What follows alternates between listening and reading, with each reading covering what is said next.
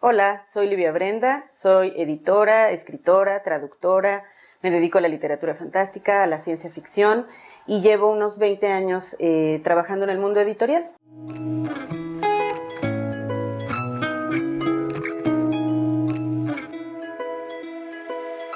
Se tiende a separar mucho de manera tradicional el término ciencia ficción, por ejemplo, de fantasía. Y se tiende a relacionar la fantasía con dragones, espadas y escenarios relativamente medievales. Pero creo que en Latinoamérica la tradición que tenemos de la literatura que no es mimética, que no es realista, es súper extensa y yo siempre digo que tenemos mucho más en común con Borges o con Cervantes incluso, porque el Quijote acaba siendo una novela de literatura fantástica, que por ejemplo con las obras estadounidenses que fueron las que digamos nos trajeron la denominación de ciencia ficción. Y ciencia ficción es una traducción chistosa de science fiction que tendría que haberse traducido en teoría como ficción científica. Pero también se confunde la ciencia ficción con relatos que únicamente tengan relación o base científica, de investigaciones y de cuestiones que le llaman ciencia ficción dura. Y a mí me gusta, por ejemplo, el término de Alberto Chimal, que es literatura de imaginación, porque sí marca la distinción entre la literatura que se presupone mimética o realista o que se supone que tiene las bases en el mundo de la realidad y toda esta literatura que más bien apela a otro tipo de mecanismos literarios. Entonces, dependiendo de dónde nos paremos, creo que se pueden distinguir algunos de los géneros o de los subgéneros, porque no es lo mismo hablar de literatura de terror, ¿no? Por ejemplo, Enrique Urbina acaba de sacar un libro de cuentos y son cuentos de terror. Pero, por ejemplo, el libro Manos de Lumbre de Alberto Chimal, que acaba de salir hace relativamente poco, sí son cuentos más de ciencia ficción, aunque no son necesariamente puros. Entonces, es complicado porque a veces el término literatura especulativa se usa como término sombrilla para denominar todo lo que es no mimético. A veces el término fantasía o literatura de imaginación o tal. Entonces, a mí me gusta literatura de imaginación por la propuesta que hace Alberto Chimal. Y sí hay libros, evidentemente, más dentro de un género específico. Por ejemplo, Andrea Chapela acaba de sacar Ansibles, Perfiladores y otras máquinas de ingenio, que sí es un libro con cuentos evidentemente de ciencia ficción que se asumen de esa manera, digamos. Pero hay un montón de literatura que tiene elementos de varias, como de varias áreas, o que se podrían, como, este es de literatura fantástica, pero también tiene toques especulativos o así. Entonces, creo que está bien que las etiquetas no sean tan rígidas y que la literatura pueda en ese sentido fluir, porque hay mucho material que no es estrictamente solo de un género, y creo que eso la enriquece además. Lo que yo escribo creo que es literatura muchas veces especulativa y de ciencia ficción, y muchas veces nada más literatura fantástica. Pero tampoco son pocas veces las que yo he dicho, esto es un cuento de... Por ejemplo, tengo un cuento en el que hay una especie como de nudo temporal y hay una chica que está atrapada en ese nudo temporal. Ese yo diría que es un relato de ciencia ficción, aunque no tiene una base científica, digamos. Y hay otros relatos que tengo que son un poco más... por ejemplo, publiqué hace un año un cuento sobre ángeles. Para mí los ángeles son criaturas fantásticas, o sea, es como hablar de unicornios o como hablar de leprechauns. O sea, los ángeles también son parte de la literatura fantástica, por ejemplo. Entonces creo que ahí también mi literatura está un poco como en distintos terrenos, digamos. Pero me di cuenta con el tiempo de que la forma breve era la que más me llamaba.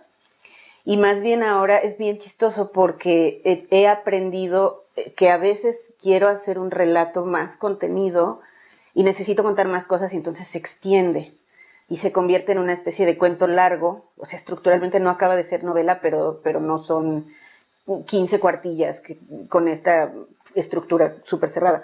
Y a veces es como de necesito autopodarme y decir no, o sea, necesito ver lo que es superficial y dejar esto de manera muy cerrada, y entonces sí tengo, no sé, 7 cuartillas de cuento, que sí es un cuento como más, pero no me veo hoy en día emprendiendo esta cosa súper larga que es una novela, que tiene otra estructura, que tiene otro alcance, que tiene otro aliento, y más bien ahorita lo que quiero hacer es un libro que van a ser como cuentos enlazados dentro del mismo universo, con los mismos personajes, pero como son pequeñas historias independientes, entonces sí creo que no es exactamente una novela, aunque podría parecerlo.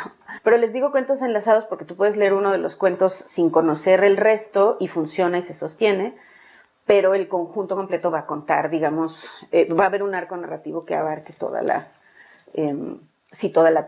una mini subtrama, digamos. Entonces estoy viendo cómo justo ajustar eso, que en realidad no es ni solo cuento, ni tampoco es una novela, ¿no? El panorama en Estados Unidos, que es el que más se conoce y además es el que tenemos más cerca, siempre ha sido el más aparatosamente evidente, o sea, es donde en Estados Unidos hay un gran, digamos, comercio, o sea, la literatura de ciencia ficción, la literatura fantástica, tienen un gran peso editorial y hay editoriales específicas, etcétera. O sea, en ese sentido hay un gran panorama comercial.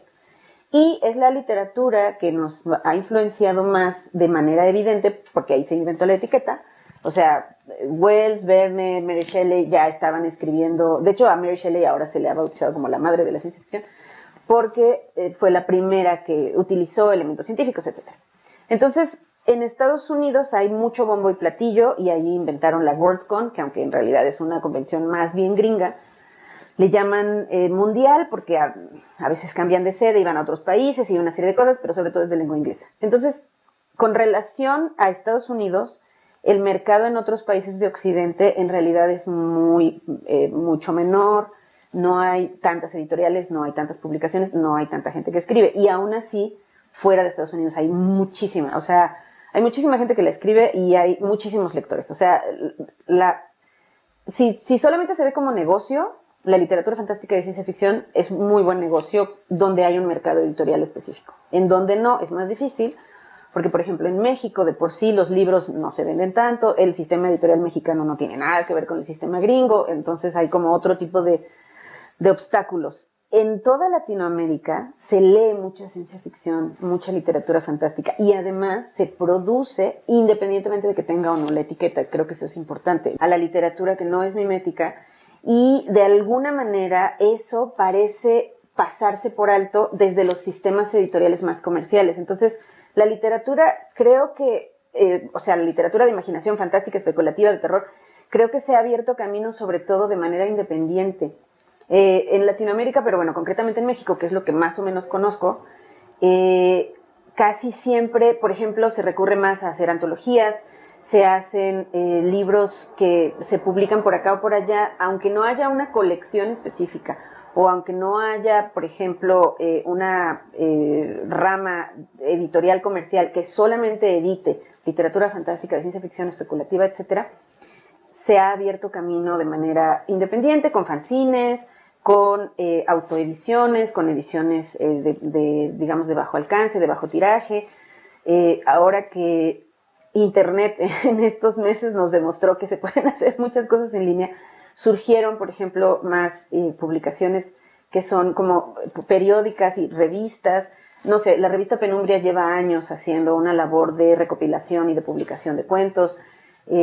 Ahora hay otras nuevas publicaciones, han surgido grupos de lectura. La literatura tiene que encontrar su manera de salir, y por ahí de repente salen antologías, y por ahí de repente salen algunas novelas o tal, y bueno, hay, no sé, muchísimos ejemplos. En ese sentido creo que la literatura de imaginación, por lo menos en México, aunque no lo parezca, ha creado una comunidad, y eso me parece muy valioso, porque finalmente la gente que lee este tipo de literatura y que igual está buscando siempre leer a Ursula K. Le Guin o ver si consigue una nueva edición de Las Crónicas Marcianas de Ray Bradbury, también dice, quiero leer lo que se hace en México, y entonces la misma gente lo va buscando, lo va cazando.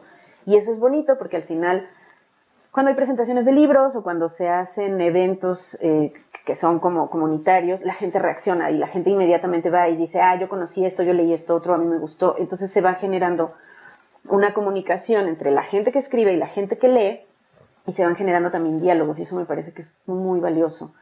Entonces, el panorama editorial, yo diría que es raro, porque hay ciertas zonas en las que hay un panorama editorial comercial, digamos, boyante, e incluso al extremo de generar material que no necesariamente es de calidad, pero que vende, que son cosas que no tienen que ver y que además tienen que ver con un comercio nada más. pero también por otro lado hay mucha literatura que circula pues por distintas vías, un poco como puede, y que va generando comunidad y que también, no sé, como que se genera otro tipo de diálogo. Creo que ahorita, por lo menos desde la experiencia de la Mexicona y de cosas que hemos visto, nos hemos dado cuenta de que es muy necesario que nos comuniquemos más con Latinoamérica, o sea, que la gente que escribe literatura fantástica y de ciencia ficción y de imaginación aquí en México tenga más contacto con Latinoamérica. En 2018, John Picacio, que es un artista gráfico mexicoamericano, lanzó una convocatoria para llevar a la convención de Estados Unidos, que se llama Worldcon, que ese año fue en Estados Unidos, un contingente de gente mexicana y mexicoamericana, y fue una convocatoria abierta. Y gracias a esa convocatoria, más de 40 personas, la mayoría provenientes de México, pero muchas también de ascendencia mexicana, pero que son mexicoamericanas, fuimos a la Worldcon. Y era una cosa como muy, o sea, todo era muy emocionante y todo era muy nuevo, porque creo que no había, por lo menos en mi caso particular, yo no había pensado que eso fuera posible. O sea, sí era como de, oh, ¿cómo? Y entonces vamos a ir a Worldcon, y entonces vamos a estar allí, y entonces vamos a dar conferencias. Incluso se hicieron lecturas solamente en español. Y eso es muy importante porque estamos hablando de 2018, Trump llevaba 2 años de ser presidente, se estaban haciendo manifiestos muchos brotes de racismo. Incluso uno de los días de la convención, que fue en San José, California, hubo una especie como de manifestación afuera del centro de convenciones bastante racista. O sea, a nivel político fue un hito muy importante, y a nivel como estratégico. Entonces John tuvo esa idea que fue genial y que además tenía que ver con, bueno, esta es nuestra respuesta, como Latinex, ¿no? Por eso es Mexicanex, porque es Latinex, o sea, latinas, latinos, latines, ¿no? Yo me enteré el 2 de febrero de que estaba aceptada en la Mexicanex Initiative. Y por ahí de marzo o de abril, después de mucho pensarlo, a la gente que iba a ir también, ¿no? A más gentecita amiga, les dije, oiga, ¿por qué no hacemos un libro? O sea, mi idea fue llevar un libro, porque yo dije, es para no llegar a la fiesta con las manos vacías, pero además dije, llevemos una muestra de nuestro trabajo, llevemos una muestra para que allá la tengan, y cuando nos digan, ¿y tú qué has hecho? Digamos, este libro. Entonces, la gente dijo que sí, la mayoría de la gente se entusiasmó muchísimo con la idea, todo el mundo fue súper generoso. O sea, cuando hablo de generosidad, la gente donó sus relatos, la gente donó sus traducciones, la gente dijo que sí de inmediato, hubo gente que incluso escribió específicamente para la antología. Y esa primera antología quedó seleccionada en una cosa que editó Julia Ríos, que fue una especie de scrapbook, que ahorita desgraciadamente está offline, pero que fue como una especie de recuento de toda la experiencia de la Mexicanex Initiative. Muchísima gente fue, hubo entrevistas, hubo relatos, hubo fotos, hubo todo tipo de material. Y ese material quedó seleccionado como Best Related Work y quedamos nominados a un premio Hugo. Y en ese sentido yo me convertí en la primera mujer mexicana en ser nominada a un premio Hugo. En la nominación estábamos Julia y John Picacio y yo y otra persona que estaba en la revista, etcétera. Entonces fue una cosa, o sea, fue como una explosión. Como estábamos nominadas al premio Hugo para 2019, yo fui a Dublín porque teníamos una nominación por ahí de febrero o marzo del 2019. Dije, si voy a ir a Dublín, pues entonces tengo que hacer otra antología. Y lo mismo, pero no quería repetir exactamente lo mismo, y además no iba a poder llevar a Dublín 200 ejemplares, como si llevamos a San José, California, en las maletas de todo el mundo, porque ahora nada más iba yo desde acá, desde México. Andrea fue, pero ella vivía en España, etcétera, Andrea Chapela. Entonces dije, bueno, una, tiene que ser una antología que solamente sea virtual, y 2, que no sea nada más la típica lectura de izquierda a derecha, de arriba para abajo, etcétera. Vamos a darle a esto un poco otro giro. Entonces estuve platicando con Mel y con Ramiro, que son que es gente que hace aplicaciones dinámicas en internet y que además hacen edición digital. Y yo les decía, quiero que esto se monte, que esté en línea, que sea gratuito. Y lo que hice fue decirle a 40 y tantas personas, casi a más de 50, pero a 50 personas les dije, voy a darles 3 temas científicos. Ustedes elijan uno y hagan, si son personas que escriben, una minificción, un cuento muy breve. No una minificción exactamente, un cuento brevísimo, pero sí como de una cuartilla y media.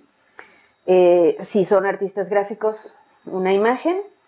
Y como soy colaboradora del Cúmulo de Tesla, soy una de las fundadoras del Cúmulo de Tesla, que es un colectivo de arte y ciencia, a la gentecita como la de Tesla, le dije, gente amiga, ¿por qué no hacemos unos artículos científicos de divulgación, de comunicación de la ciencia, que estén basados en estos 3 temas científicos? Ramiro y Mel lo que hicieron, en concreto más Ramiro, fue hacer la programación de una especie de videojuego tipo MUS, que es uno de estos videojuegos vieja escuela en las que tú vas leyendo y te vas moviendo con el teclado y vas, elige tu aventura. Y entonces tú vas tomando decisiones y de acuerdo con las decisiones que tomas, te van saliendo como premios los artículos científicos, los cuentos y las ilustraciones. Entonces, si uno juega el videojuego y le van saliendo los textos y las piezas, las lee en un determinado orden. Si uno baja el ebook, porque dice, eso de los videojuegos no es para mí, que está muy bien, puede bajar el ebook para leerse en cualquier dispositivo. Y ahí sí hay un orden que yo establecí para las piezas. Y hay un prólogo y hay como toda una cosa un poco más de libro, digamos. Pero me interesaba mucho explorar otras maneras de editar y otras maneras de compilar literatura y otras maneras de hacer ciencia ficción, porque es algo que en México creo que no se había hecho tanto. Entonces, pues así, muy emocionante y muy chido y como muy... Hasta ahora sigue siendo muy gratificante, a la gente le ha gustado mucho. Porque además creo que la ciencia ficción tiene esa... Toda la literatura, pero en concreto la ciencia ficción y la literatura fantástica tienen esa posibilidad de extender, de expandir no solamente las formas en las que imaginamos, y es un terreno en el que se puede explorar muchísimo, sino también las formas en las que leemos e incluso de las formas en las que editamos, ¿no? Y se pueden ir borrando como ciertas fronteras. O sea, la literatura no solamente sucede en la página de un libro, aunque también, y ahí está su corazón, sino que puede suceder en muchos otros espacios.